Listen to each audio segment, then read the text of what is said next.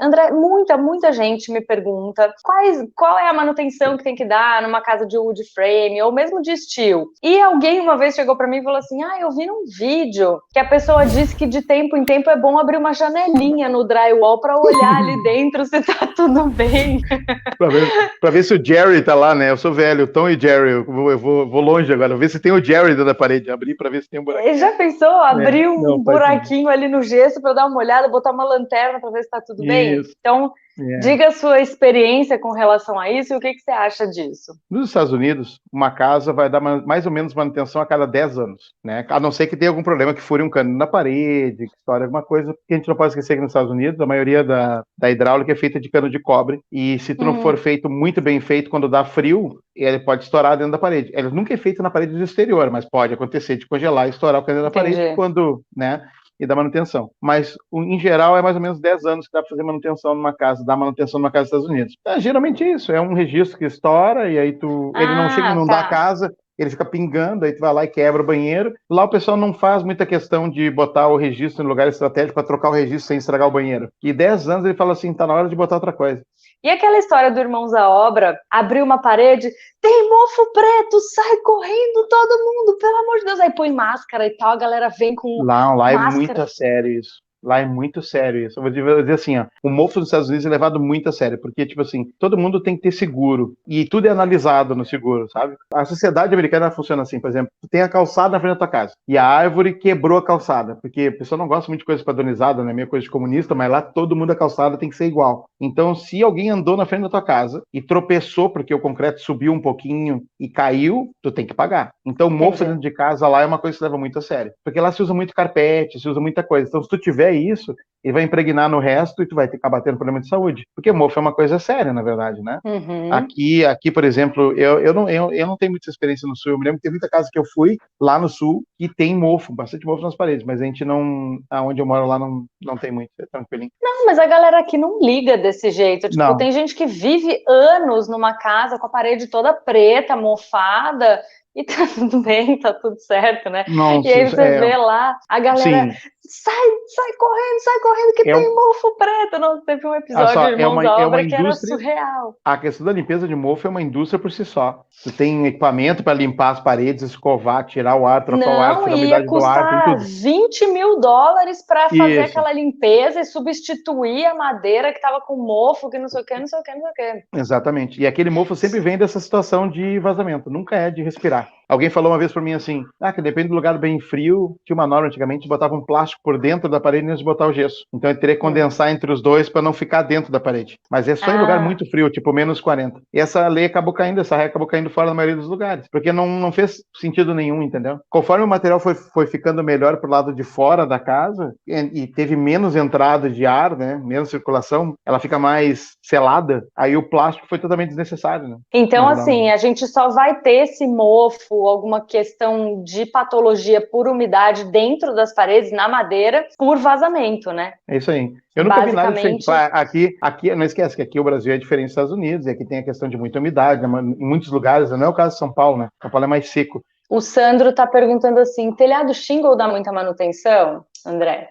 Não, o telhado shingle bem instalado é praticamente zero. Até onde a gente sabe aqui, o que a gente tem conhecimento aqui no Brasil, pelo menos o que vendem pra gente do telhado shingle, é que ele tem um tratamento para se manter limpo por mais tempo, né? Ele é quase que autolimpante, né? Isso, não fica verde, não junta lima, esse tipo de coisa assim, é isso aí. E sei lá, a cada 5, 6 anos ele precisa passar por uma limpeza e não é com VAP, é um produto químico que passa nele, é alguma empresa especializada que vai vir passar um produto químico e que vai limpar ele. É isso mesmo? Interessante, eu não sabia disso, na verdade. Porque lá eu nunca vi limpar um telhado shingles, na verdade. Até porque eu acho que o pessoal tem medo de perder a garantia, né? Se tu vai lavar ele, tu vai tirar um pouco da vida útil. Não pode lavar com VAP, com escova, nada disso. Tem um produto que o cara só vem borrifando, assim, com aquele negócio de costal, assim, borrifa, e ele dá uma fervida, assim, e fica limpo de novo. Mas não dá manutenção nenhuma, é muito bom trabalhar com ele, muito bom mesmo. Ele é quente, né? Ele é bem quente. Vale dizer, ele é bem quente, mas ele tem um sistema de ventilação, né? Verão ventilado,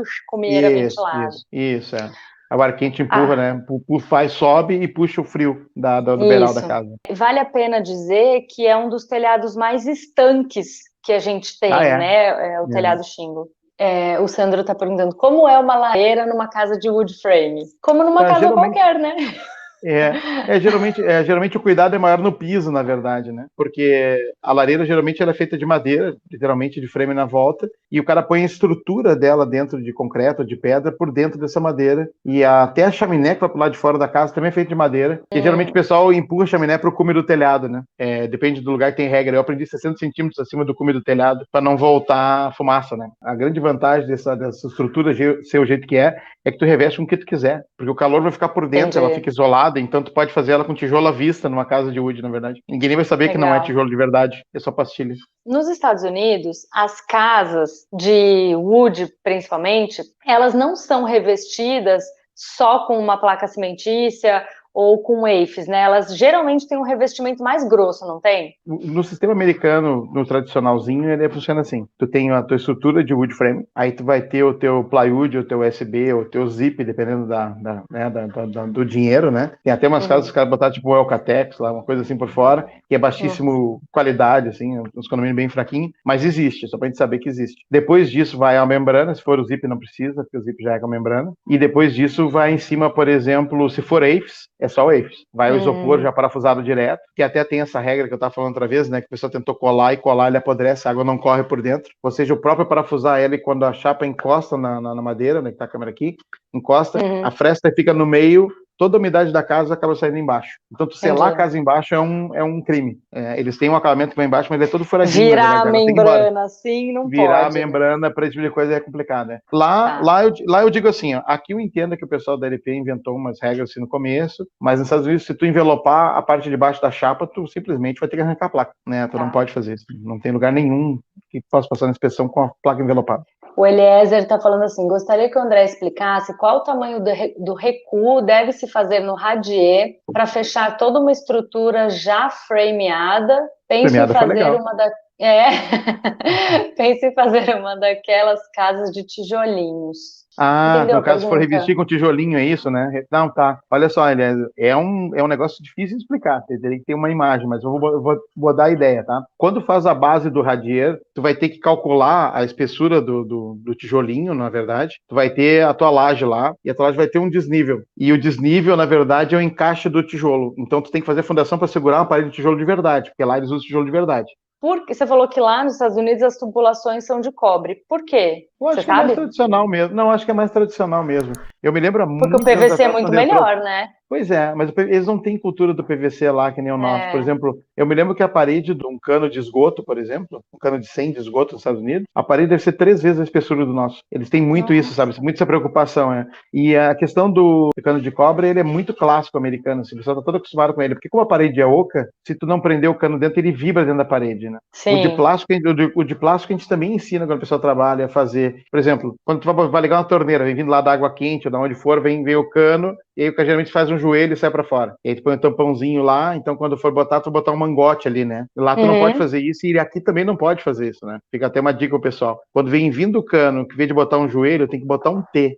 E do T tu faz essa conexão. E pra baixo do T tem que passar de 15 a 20 centímetros e botar um tampão, pra evitar o golpe de ariete, que é o soco da água. Tu enche ela, vira uma válvula de ariete, né? É mesmo? Aí o cano nunca vibra dentro de casa, aí fica bem perfeito. No cano de cobre existe válvula pra isso, pode fazer com um pedacinho de cano também. E aqui, ó, peraí, o Sandro tá perguntando assim, André, um piso bem rígido na construção pode dar rangido no futuro? Haveria manutenção ou melhor correção para esse problema? O piso de madeira, ele já por ser natural, ele sempre tem uma chance de ter rangido, né? A gente, por exemplo, ali na obra, a gente botou linha de PU, que seria só uma cola mesmo. Lá se usa uma cola chamada prego líquido, que ela é para ser, e ela não resolve sempre, por causa que ela é rígida, então se acontecer o afastamento da peça que está colada na viga, ela vai ringir igual, entendeu? Ali a gente botou como se fosse uma linha de borracha, vamos dizer, pregou em cima, e depois, ali no caso, para quem acompanhou os vídeos lá, a gente passou cola e botou uma segunda camada desencontrada para não ter emenda, né? Já choveu no piso, pouquíssimos lugares pareceu alguma coisa no plywood, que a gente ficou bem satisfeito com o material. se a madeira tiver seca e a casa respirar embaixo no piso, aquela casa vai ser difícil de ringir. Solução, se ringir é parafuso, porque aí é específico, né? O problema do parafuso na obra que a gente já explicou é que parafuso trabalha e quebra, mas como ele não vai ter para onde trabalhar, porque ele vai ter um monte de prego que já veio antes dele, então é tranquilo, algum parafusinho já resolve o problema do ringido. Claro, tem que ser feito antes de botar um piso rígido, que tu não tem como botar o parafuso, né? Mas a Mas, casa por é isso. exemplo, ali que a gente vai ter um vinílico clicado. O vinílico clicado, ele é só encaixado, mas ele tem o rodapé que trava ele é todo travado. Não é um piso que tipo, rangeu aqui, eu vou arrancar um do meio. Não é assim que Exato. funciona, né? Não é assim que funciona. Não é de fácil remoção o piso vinílico clicado. Mas, de qualquer maneira, ele não tá colado, Mas ele tem uma vantagem, na verdade, né? Porque ele vai uma manta embaixo dele igual. E aquela manta, ela tem densidades de manta diferentes. Então, por exemplo, assim, geralmente já vem com uma decente embaixo. Mas esse seria o negócio. Se a pessoa está muito preocupada com isso, talvez aumentar um pouco essa manta. E se no futuro acontecer, que é isso, né? Não é para acontecer. Ela vai ficar lá, a madeira vai ficar do jeitinho que a gente deixou ali. Mas se acontecer, é uma coisa a se pensar. Tira o rodapé, tira as coisas ali, parafusa onde precisar e bota de volta, né? Mas geralmente não, mas sabe que geralmente a gente descobre antes de botar o piso. Porque, por exemplo, no tempo que a gente começou a casa, está secando, conforme tu vai caminhando dentro da casa, porque a gente caminha bastante, tem bastante peso dentro de casa. Então, o que tem que trabalhar, vai trabalhar. Imagina, vai ter pilhas de gesso, vai ter pilhas de gesso, agora tem pilhas de USB, vai ter pilhas de gesso, tem pilhas de madeira. O que tal, tiver que trabalhar, secar, trabalhar, ela vai. Daqui a pouco mais, antes de botar o piso, tu vai caminhar em toda a casa e tu vai ver se em algum lugar não gemeu, tá tudo certo. Não vai. E se não gemer agora, não vai gemer daqui 10 anos. É muito difícil, muito difícil. No caso, eu teria que pegar uma mudança. Como tem baita ventilação na casa dele, não vejo. E o Eliezer está perguntando assim, André, com a disseminação da cultura wood frame no Brasil, você acha que o timber frame vai vir a reboque? Acho que não. O timber frame pode vir para um cliente específico. Teve uma menina que me procurou no Insta e falou que tinha justamente essa ideia. Ela queria fazer uma coisa tipo pré-estrutural para poder mexer as paredes internas. Ela me explicou assim. Até ela falou alguma coisa em madeira roliça. Eu falei assim, madeira roliça nem em sonho, assim, porque é muito problemática. A madeira roliça ela trabalha muito bem, para deixar bem claro, porque como tu não cortou a fibra da madeira, ela não vai trabalhar. O que tu pegou reto vai ficar reto. Mas a questão toda é que a gente pode fazer acabamento numa peça redonda, e tu tem poucas pessoas no Brasil que fazem, eu tiro o chapéu porque tem profissional realmente muito bom nessa área, tem que saber trabalhar muito bem com motosserra, tem que ter ferramenta específica, o pessoal consegue fazer um trabalho, não tem nada a ver com barato, então é uma coisa que teria que ser muito, olha, sei lá. Mas explica o que é o timber frame. Timber frame, eu conheço dois que o pessoal acaba confundindo o nome. Eu vou falar sobre os dois, se eu estiver fazendo errado aí, o nosso papás me corrigem. O timber frame é para ser a casa feita com tora, encaixada com pino. Aquela que tu vê que fica as toras, né, que tá a câmera aqui, fica amarradinha na esquina, sabe? Sei. Tá.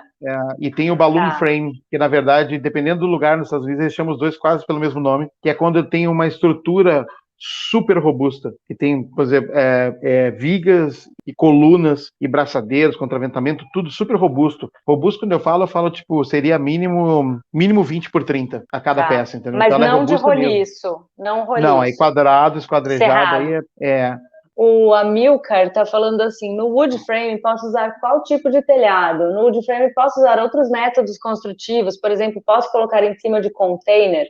Então, o telhado no wood frame, no steel frame, ele tem, como eu ia dizendo, não é qualquer telhado, vamos botar assim, porque, por exemplo, eu vi muita gente botando telha de brasilite, por exemplo, em casa de steel e de wood frame para economizar, ficar lá em cima, tá na platibanda, ninguém vai ver. E eu tenho um problema com isso, que eu acho que é questão só de risco. Eu acho que, claro, cada um decide o que quer. Mas uma telha de brasilite, se tiver uma chuva de granizo, por exemplo, que nem teve agora no Paraná, acho ontem, anteontem, e tu imagina que tu vai quebrar a telha, vai perder o gesso, vai perder os móveis planejados, ou seja, e no meu ponto de vista, é aluzinco com um EPS, por exemplo, é praticamente a única solução que tu tem. Ou shingles, ou, por exemplo, telha de barro que a gente usa na Flórida, tem USB por baixo. Tu faz o telhado, põe o USB, põe a ripa e aí tu vai botar a telha de barro.